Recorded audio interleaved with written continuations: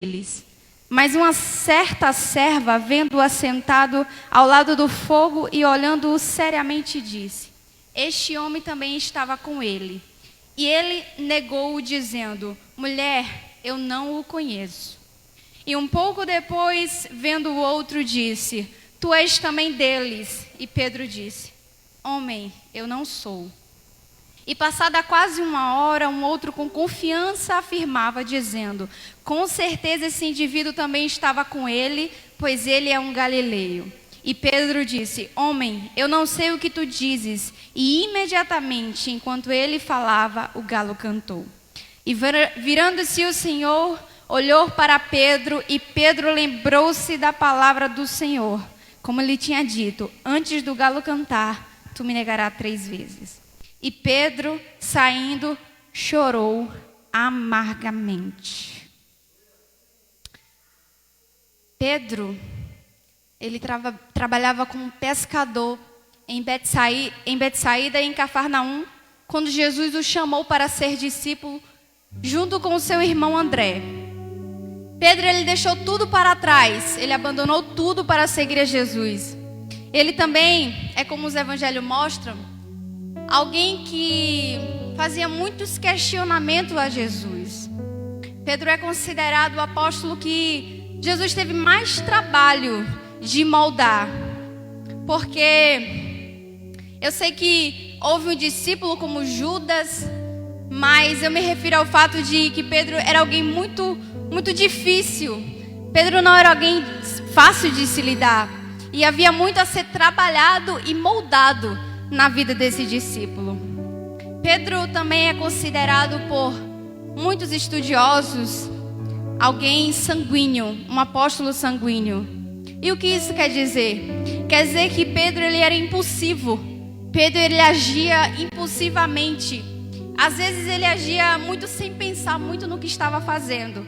Nas escrituras podemos ver que muitas vezes ele não conseguia se controlar, como por exemplo, quando ele cortou a orelha do servo do sumo sacerdote, enquanto os outros discípulos estavam dizendo: Senhor, feriremos com a espada?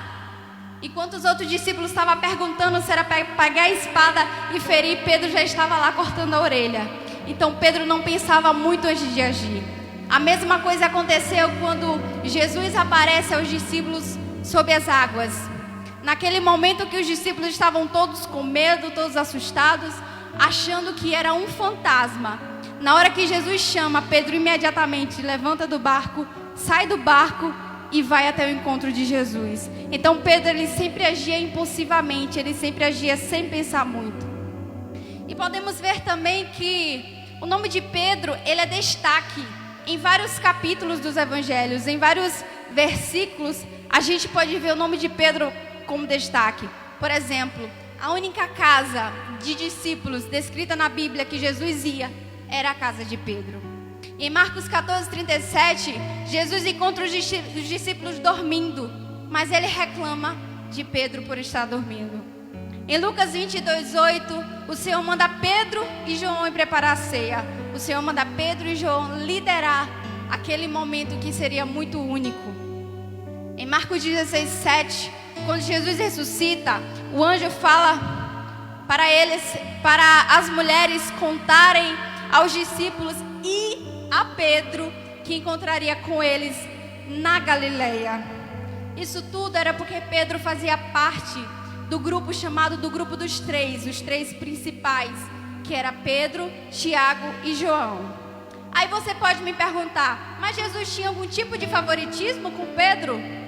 Mas eu te digo que você não vai ver nenhum discípulo sendo tão exortado, nenhum discípulo sendo chamado tão atenção como o Senhor fazia com Pedro. Em vários momentos o Senhor chamou a atenção de Pedro. Em vários momentos você vai ver o Senhor chamando Pedro de homem de pouca fé.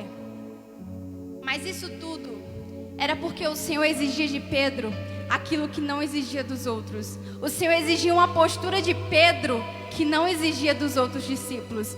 Isso é porque o Senhor vai exigir de mim e de você aquilo que não exige dos outros. Aí você pode perguntar: mas Deus, Porque o Senhor está exigindo isso de mim, não exige do meu colega, não exige do meu amigo, não exige do meu irmão. É porque aquilo que o Senhor tem com você, aquilo que o Senhor tem na sua vida, é diferente do que Ele tem na vida dos outros. Às vezes vai parecer que está sendo mais difícil para você. Às vezes vai parecer que você tem que se esforçar mais. Vai parecer que você tem que obedecer mais. Vai parecer que você tem que renunciar mais. Mas é porque o que o Senhor tem com você é diferente do que Ele tem com os outros. Aleluia. E Jesus exigia mais de Pedro. Exigia porque amava. Exigia porque estava preparando Pedro para ser um grande líder, para ser alguém de destaque quando Jesus subisse. Algo que também Pedro nunca quis. Pedro nunca quis nenhum papel de destaque. Muito diferente de Tiago e João, como descrito lá em Marcos 10:37, que queriam certa posição, que queriam estar uma à direita e outra à esquerda de Jesus. Mas é Pedro quem o Senhor chama para apacentar as suas ovelhas. Porque esse é o segredo do chamado. Normalmente quem é chamado nunca se impulsiona nunca se oferece, nunca se impulsiona para fazer alguma coisa. Normalmente quer fugir, porque sabe o peso que tem o chamado. Então está sempre querendo fugir. E naquela fatídica noite, onde nós lemos, Pedro estava lá, assentado no pátio, junto àqueles que foi lá para ver o fim trágico de Jesus. No verso 55 está muito específico. Assentou-se Pedro entre eles. Pedro estava lá se misturando com aquelas pessoas que estavam lá para ver o fim trágico de Jesus. Imagine que aquele mesmo Pedro que havia visto o Senhor em glória, que havia visto o Senhor se transfigurar no Monte da Transfiguração, o mesmo Pedro que tinha visto esse alto de Jesus, que também tinha visto o seu baixo, que foi lá no Monte das Oliveiras, onde Jesus estava suando sangue, onde Jesus estava com agonia. Pedro foi alguém que estava nesses dois momentos. Pedro foi alguém que estava nesse alto e baixo de Jesus. E naquele momento, ele estava lá para ver Jesus sendo julgado. Pedro, ele até tentou se esconder de alguma forma, mas as pessoas começaram a conhecer ele e começaram a questionar. E aí é que ele nega o Senhor 3 vezes. Na primeira vez que ele é questionado, ele diz: não o conheço. Ali ele não estava levando em consideração essas experiências que ele viveu com Jesus. Naquele momento ele não estava levando em consideração tantos milagres que ele tinha visto, tantas maravilhas que ele tinha presenciado, e nem o fato do Senhor ter socorrido ele quando ele estava se afogando no mar. Na segunda vez ele diz: eu não sou. Na segunda vez ele diz: eu não sou. Ali ele estava negando não só Jesus, mas ele estava negando o seu chamado. Ali ele estava abrindo mão de ser discípulo. Ali ele estava abrindo mão na sua identidade. Naquele momento, além de negar Jesus, ele estava abrindo mão de quem ele era, dizendo: eu não sou.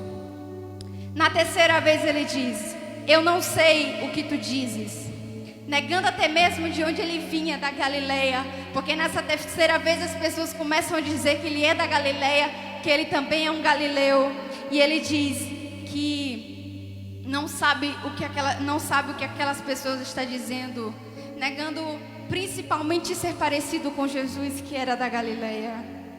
E naquele momento o galo canta. E aí acontece algo marcante. É quando ele nega pela terceira vez que Jesus fita os olhos nele. Eu gosto muito do livro de Lucas, porque o livro de Lucas é o único que descreve esse olhar. O livro de Lucas é o único que descreve fixando o olhar em Pedro. Mas naquele momento o Senhor não está olhando para ele com um olhar de repreensão, não está olhando para ele com um olhar julgatório, mas eu creio que o Senhor naquele momento estava olhando para Pedro com um olhar de amor. Eu creio que naquele momento ele estava olhando para Pedro com um olhar de misericórdia, porque ele já sabia que aquilo ia acontecer. Ele mesmo tinha dito a Pedro que Pedro negaria ele. Pedro, Você achou que dava para se esconder, Pedro, mas não dá mais para se esconder. O mestre já te viu, Pedro. Você achou que naquele lugar ele não ia te ver. Você achou que estava escondido no meio da multidão, que ele não ia fitar os olhos em você. Mas assim como Pedro estava lá, nós estamos aqui. E em meio a essa multidão ele te vê. Em meio a essa multidão ele fixa os olhos em você e te enxerga independente do que você fez. Pedro, não dá mais, Pedro. Você achou que negando ele, que indo distante das pessoas que estavam levando ele não ia te ver, ele não ia te enxergar, ele não ia nem saber que você estava lá. Você foi lá só para ver o que ia acontecer. Mas ele nunca perdeu os olhos de você, Pedro. Ele nunca tirou os olhos de você.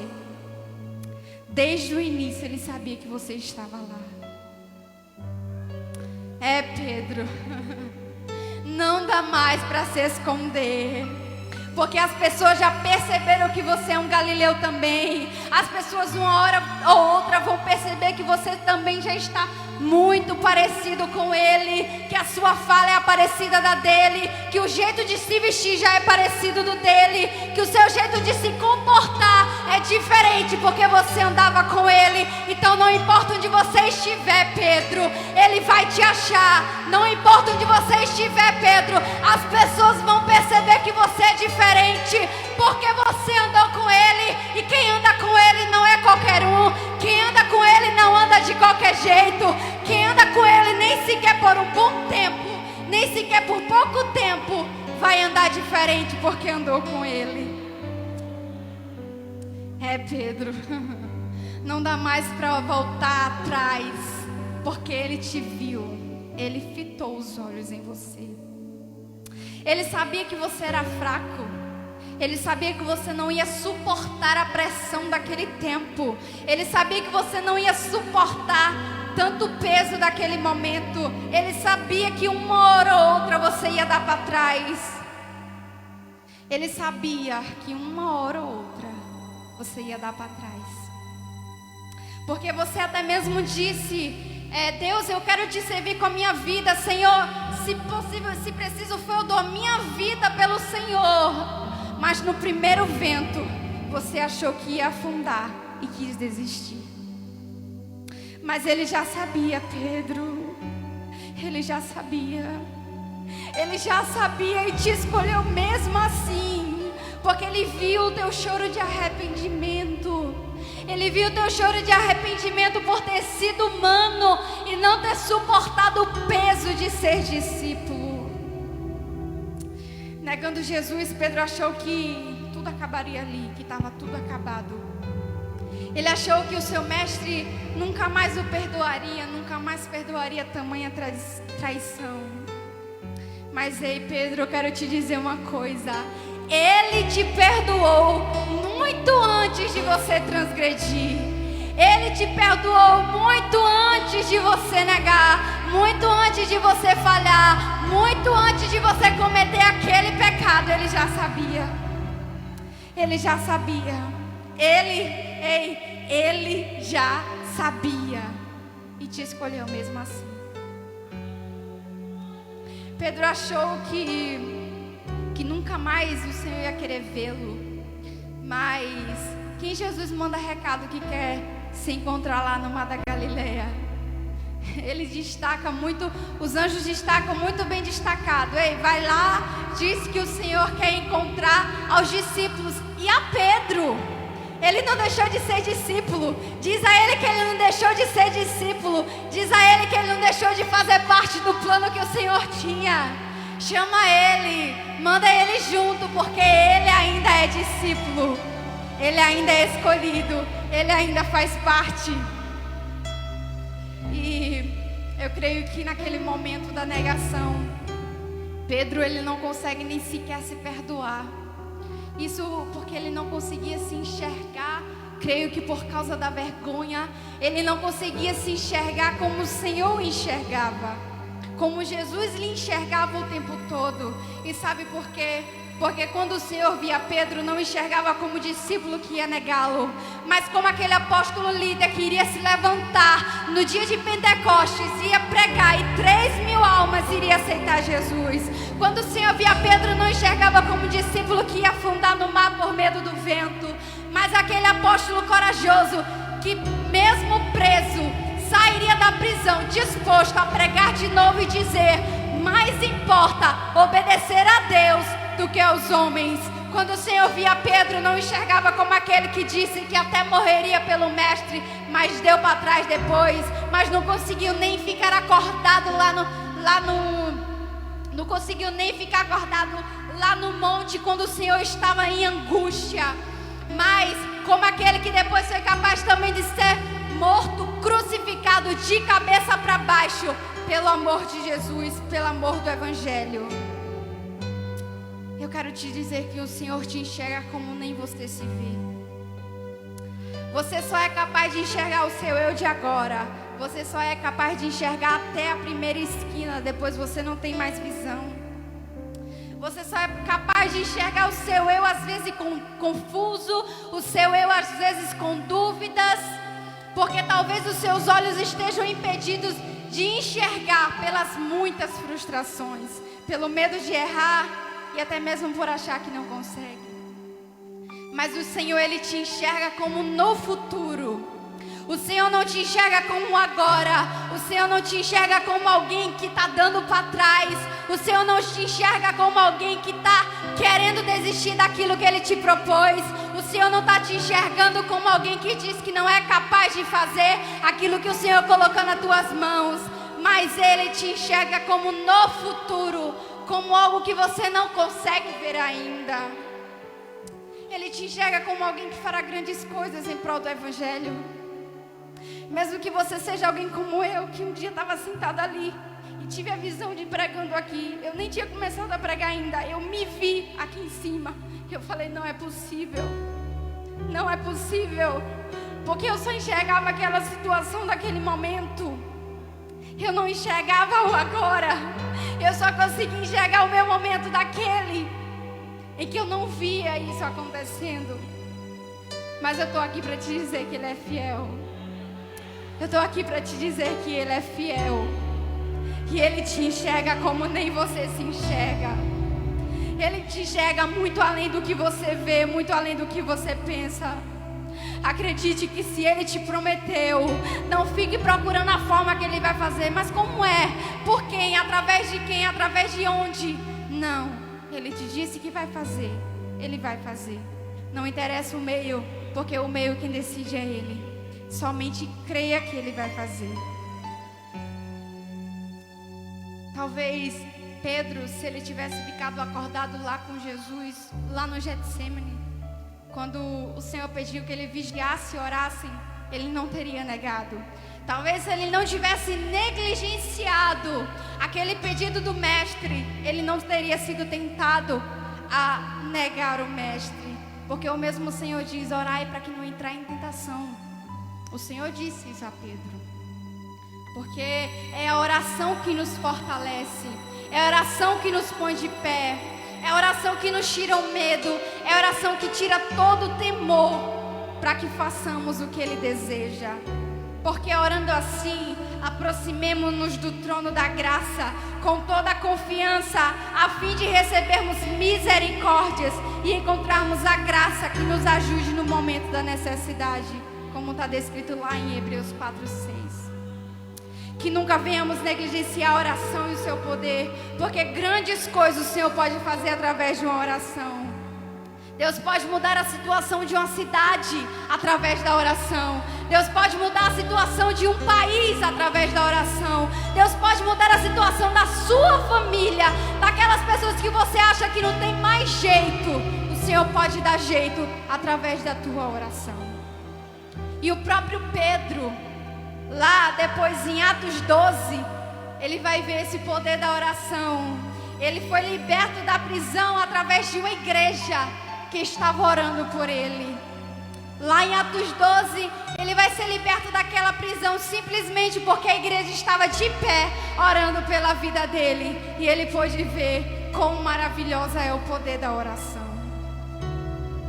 Mas o Senhor trabalhou na vida de Pedro. O Senhor mudou aquele que tinha negado antes.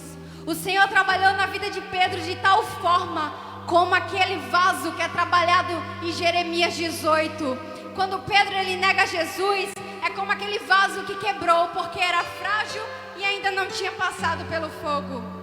Mas o vaso ele quebrou no lugar certo. O vaso ele tinha quebrado nas mãos do oleiro. E Pedro estava negando Jesus na frente dele. O oleiro ele reconstrói o vaso, assim como o Senhor que refez aquela cena lá no mar, onde ele vai, lá no mar de Tiberíades, onde o Senhor vai ao encontro de Pedro e reconstrói toda a cena da negação, a fogueira, tudo como estava lá. Assim como o oleiro que reconstrói o vaso, assim também o Senhor estava ali reconstruindo a aliança com Pedro, mostrando para Pedro que o chamado que ele tinha na sua vida estava de pé, mesmo depois dele tendo errado, mesmo depois de tudo ter acontecido. Ali naquele momento o Senhor estava mostrando para Pedro que o seu chamado na vida dele ainda estava de pé. Tudo isso porque Pedro ele mostrou um arrependimento sincero, muito diferente de Judas. Judas também traiu Jesus, mas diferente de Judas, Pedro ele teve um arrependimento sincero, porque Judas simplesmente teve um remorso, que ele não pôde conviver com aquilo e tirou a própria vida. Mas depois de ser reconstruído, um vaso ele só está pronto quando ele passa pelo fogo. E aí o oleiro vê, testa se aquele vaso já está bom, se aquele vaso já está resistente. E eu te pergunto, quando é que Pedro passou pelo fogo? Ora, é muito fácil. E ao completar-se o dia de Pentecoste, estavam todos reunidos num só lugar. De repente veio do céu um barulho semelhante a um vento soprado muito forte. E esse som tomou conta de toda a casa onde estavam assentados. Então todos viram distribuída entre eles línguas de fogo, e pousou uma sobre cada um deles. E todas as pessoas ali reunidas ficaram cheias do Espírito Santo e começaram a falar em outras línguas, de acordo com o poder que o próprio Espírito Santo lhes concedia que falassem. Olha aí a prova de fogo. Olha aí onde Pedro estava, aquele mesmo que tinha negado, onde eu estava agora. Um dia marcante, tão marcante que até hoje é um símbolo, aquele dia de Pentecostes. E aí depois daquele dia de fogo, daquele dia como um marco, podemos ver um Pedro diferente. Em Atos 3 podemos ver um Pedro que estava subindo ao templo para orar. Vemos um Pedro que não negligenciava mais a oração. Depois de tudo isso, podemos ver um Pedro transformado. Vemos alguém incapaz de negar o mestre de novo. Vemos alguém que rendeu frutos, alguém que foi corajoso, alguém que sofreu diversas atrocidades por amor do Evangelho e resistiu. Podemos ver um Pedro apaixonado por Jesus. Um Pedro apaixonado pelo Evangelho. E assim mesmo como o Senhor trabalhou na vida de Pedro, transformou ele naquele servo, transformou ele naquele vaso, mesmo com um temperamento difícil, como eu falei no início. O Senhor o encheu de domínio próprio. E podemos ver em todo o livro de Atos, pelo menos no início do livro de Atos, quantas coisas o Senhor propôs para Pedro, quantos momentos o Senhor usou Pedro. E é assim que o Senhor deseja fazer conosco. Talvez a gente fique olhando para o passado, talvez a gente fique olhando do que passou, mas o Senhor ele quer que enxergamos a frente. O Senhor quer que olhemos para frente. Diferente de Paulo, que muitas vezes fica relembrando o que passou, diferente de Paulo, que muitas vezes fica relembrando que matou muitos cristãos, Pedro, eu não vejo em nenhum versículo ele falando o tempo todo que ele negou Jesus, porque o Senhor o transformou, deu uma vida nova a Pedro, colocou ele como um líder, como alguém que fez grandes coisas, como que eu falei no dia de Pentecostes, pregou e 3.000 almas aceitaram a Jesus através da pregação de Pedro. Às vezes vai doer, mas saiba que com isso você vai crescer. Porque uma semente, ela para gerar, ela precisa morrer. Uma semente não tem como gerar se ela não morrer, se ela não ser jogada na terra e morrer. Às vezes você vai chorar, às vezes você vai se sentir sozinho, mas saiba que tudo isso é passageiro. Saiba que a obra do Senhor é muito maior, o que Ele tem para fazer é muito maior. E quando você vê a obra sendo feita, todas essas coisas, todo esse sofrimento vale a pena.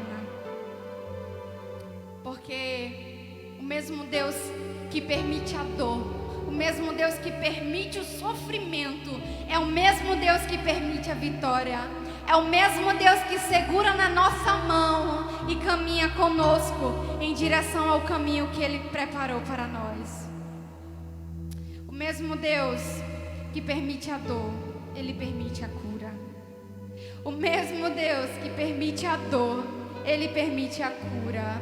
Porque eu devo dizer a você que não há um lugar melhor, não há um lugar melhor do que no centro da vontade de Deus. Às vezes você pensa que está sofrendo, mas se você não estivesse no centro da vontade de Deus, saiba que você estaria sofrendo muito mais.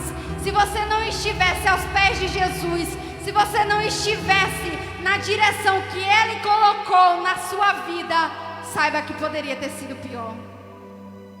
Saiba que poderia ter sido muito pior. Às vezes, as pessoas que nascem no Evangelho como eu, algumas pessoas que nunca se desviaram pensam: não tenho um testemunho para contar, não tenho nada para dizer, não precisei de muita coisa, já nasci num lar Evangelho, cresci na igreja, está tudo certo. Mas o Senhor, às vezes Ele nos faz lembrar: mas se você não estivesse lá, você tem que agradecer. Porque mesmo nascendo no Evangelho, mesmo não precisando de um testemunho daqueles que você fica de cabelo em pé quando alguém conta, saiba que nada aconteceu porque você estava aos pés de Jesus. Se você não estivesse na presença de Jesus, teria sido diferente.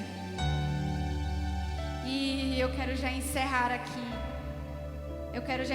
aqui dizendo o mesmo que Pedro disse em sua segunda carta, capítulo 3, verso 18, que diz: porém crescei na graça e no conhecimento do Senhor Jesus Cristo.